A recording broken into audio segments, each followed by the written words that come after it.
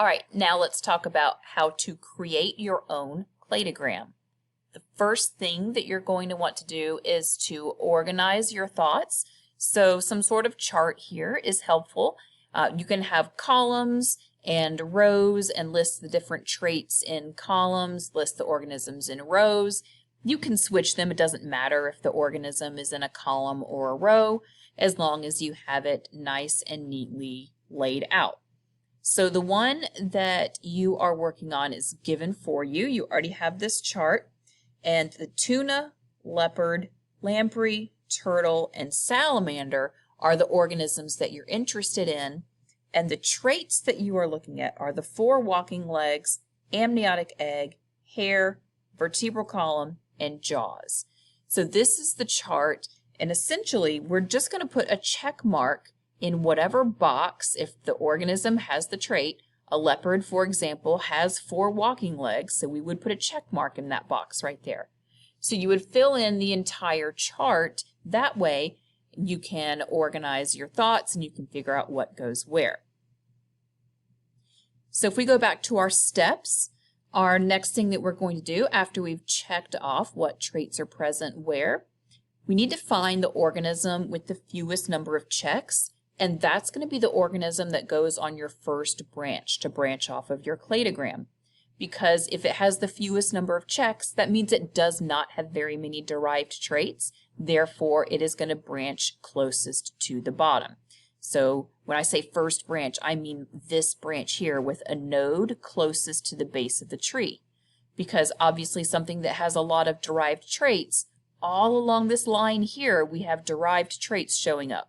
So something that has a lot of derived traits is going to be closer to the end, where it has a node closer to the top, because all along the way it's been accumulating those traits.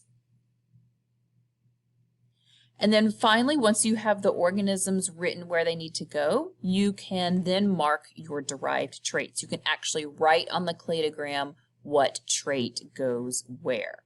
So on your cladogram here, you're going to draw a line wherever those traits appear, and you are going to label that line on your cladogram. So let's take a look at the actual organisms that we're looking at.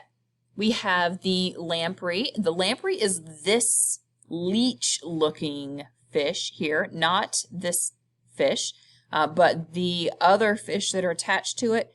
They have this round, jawless mouth, and it's filled with rows and rows of teeth that they basically use to drill into the side of a host, and they live like a parasite by sucking the blood of this fish here.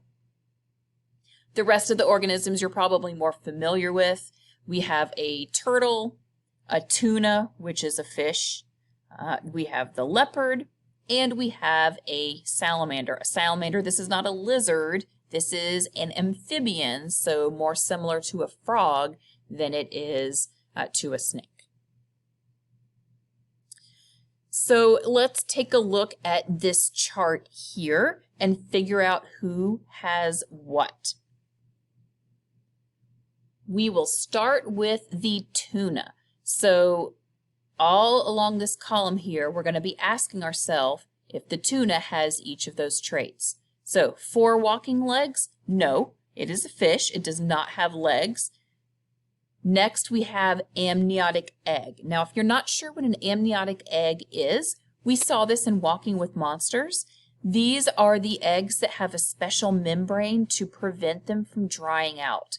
So essentially, any organism, a vertebrate that lays eggs on land is going to have an amniotic egg. A tuna doesn't. Fish don't have an amniotic egg. They lay their eggs in the water. There's no risk of drying out. So we're not going to put a check there. Hair is our next trait. Well, tuna is a fish. Fish do not have hair, so no check here. Next we have vertebral column. What does that mean? That essentially means a backbone, a spine. Does a tuna have a spine? Yes, it does. So we are going to put a check mark there for the tuna. And finally, we have jaws. Jaws simply means, can you open and close your mouth? A hinged jaw allows the opening and closing of a mouth. A tuna does have a hinged jaw, so we'll put a check mark there. Okay, next, leopard. If you want to try it on your own, you can pause the video here before I put up the check marks. A leopard does have 4 walking legs. And you may be wondering about an amniotic egg. A leopard does not lay eggs. However, it does have an amniotic egg. All mammals have amniotic eggs. Even though we don't lay eggs externally, we do have that membrane protecting our eggs that would develop internally. So yes, a leopard has an amniotic egg. A leopard, being a mammal, also has hair. It definitely has a backbone, and it definitely has jaws. It can open and close its mouth. So a leopard has a check mark in all of those rows. Lamprey is next. No legs. Again, it's a fish. It does not have an amniotic egg. It lays its eggs in water. Fish do not have hair. It does have a vertebral column. It has a spine, but it does not have jaws. So the lamprey only has a single check mark. Moving on to turtle. A turtle does have 4 walking legs. Turtles and all reptiles lay their eggs on land, so they do have amniotic eggs. They do not have hair. They do have a vertebral column. A turtle has a spine, even though it has a shell. Its vertebral column, or the bones, its vertebrae, are actually fused with its shell. And a turtle is able to open and close its mouth, so it has jaws. Last up, we have the salamander. Salamander does have 4 walking legs. It's an amphibian. It has to reproduce in water, therefore no amniotic egg. It does not have hair. It is a vertebrate, has a vertebral column, and it can open and close its mouth, so we're going to put a check mark for jaws. So now we have all of our check marks in the boxes, and remember what we're doing is we're trying to find which one has the fewest number of checks. That's the lamprey. It has to go on the very lowest branch. So we're going to put the lamprey right here on our first branch. Okay, so the lamprey, what trait does it have? If we put the lamprey's derived trait, the only thing it had was the vertebral column. So we would put a hash mark before the node that leads to the lamprey, and we would put vertebral column here. That means everything for the whole rest of our cladogram is going to have a vertebral column. Let's check that. Does everything have a check? Yes, it does. So it is good for us to put vertebral column here at the base of our cladogram, making it the ancestral trait for the organisms in this cladogram.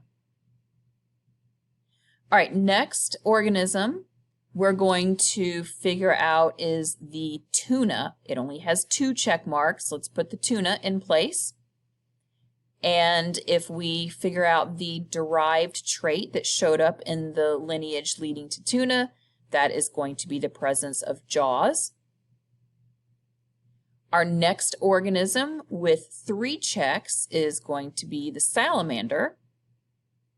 The salamander has a vertebral column. It has jaws. What's the other thing it has? It has the 4 walking legs. So that is the new derived trait. Next, we're going to look for 4 checks. That's the turtle. And the turtle, the new feature here, the new derived trait, is that amniotic egg. And then our last organism is going to be the leopard. And the leopard has all of these traits. The only trait we haven't put on there yet is hair. And that would be a derived trait that's found in mammals. So this is your finished cladogram based on these organisms and the chart that you made with all of those derived traits. Now this was a pretty simple example. If you're ever making a cladogram where it's a little more complex, like we'll do one with walking with monsters where maybe 2 different organisms have 4 check marks, then you have to do a little problem solving to figure out which one goes on which branch. But this should be enough to get you started. And if you have any questions about your cladogram or how we constructed this one, please make sure that you ask those in class.